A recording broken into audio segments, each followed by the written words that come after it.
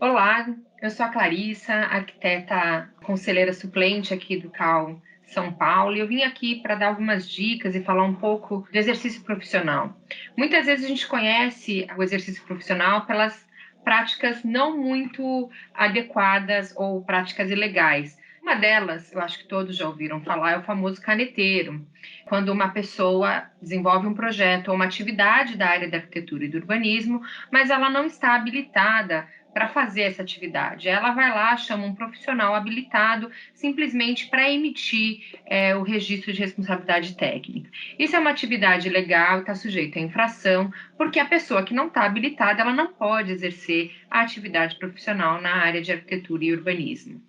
Um outro exemplo muito comum, quando a gente abre uma empresa de arquitetura e urbanismo, que tem na sua razão social a palavra arquitetura e urbanismo, a gente acaba esquecendo de fazer o registro da empresa junto ao CAL. Isso é uma coisa super importante. Então, todos os profissionais que atuam e as empresas que atuam na área de arquitetura e urbanismo, elas têm que fazer o registro aí perante o nosso conselho. Aí vem a pergunta: como fazer esse registro?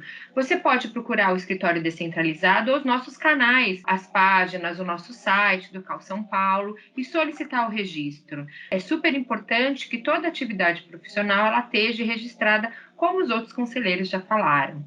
Uma outra questão também muito comum que a gente tem visto aumentar bastante nos últimos anos, com o aumento das mídias sociais, essas questões estão ficando cada vez mais evidentes, é o exercício legal da profissão. Hoje em dia nós temos muitos estudantes de arquitetura que estão divulgando serviços técnicos ante Instagram, Facebook, redes sociais. No entanto, enquanto estudante, o aluno ele não pode exercer a atividade profissional. Isso é exercício legal da profissão.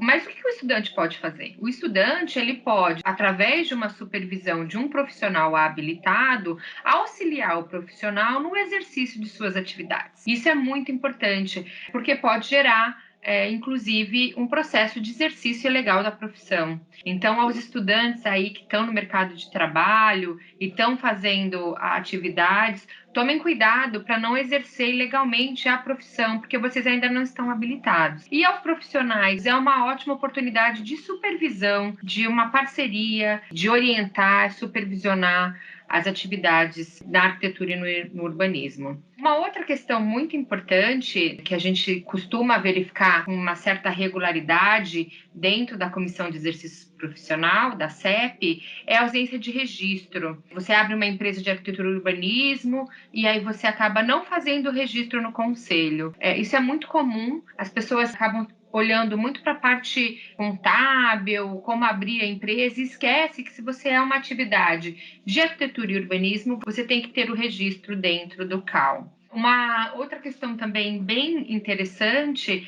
é que o CAL ele funciona, todas as comissões, a fonte de financiamento são as anuidades pagas pelos profissionais, que permite com que a gente consiga fazer esse trabalho orientativo de regulamentar a profissão, verificar as exigências dos profissionais no dia a dia, quais são as demandas, como o conselho pode contribuir e regular a atividade profissional da arquitetura e do urbanismo.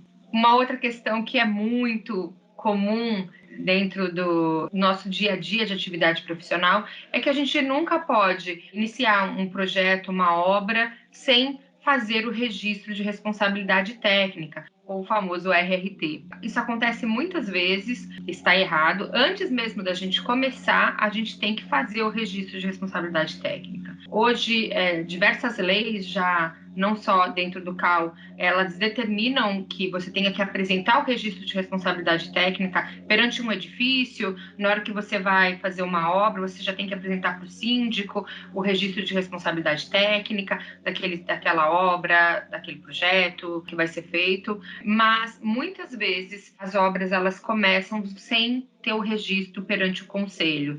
Isso é muito importante. Então, você profissional que atua na área, não esqueça que antes de começar qualquer atividade, você tem que fazer o registro de responsabilidade técnica.